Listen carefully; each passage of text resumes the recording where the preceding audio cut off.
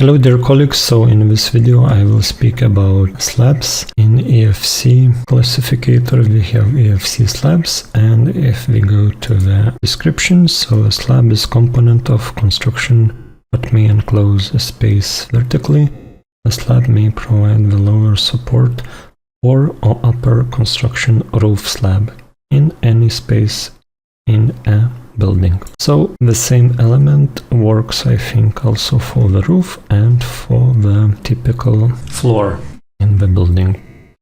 So how this will be represented in our building? So we have levels, so the levels represent our main building levels. So in this video I will try to create the roof, and regarding levels of the slab of the ground floor, so I can try to use rectangle symbol and just click on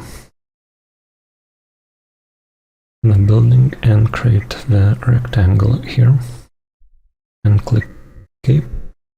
And if I turn off the wall layer, I should get the floors here. So I can put it inside the group and assign to this floor sample materials. I don't have any. Okay, we will import wood. Wood. Okay, some nice planks, and let's import it and use it for the floors. So regarding the floors and the roof, I will need to use specific layers. So in here I have layer for the floor, so it's floor layer. I go to layers and create additional layer.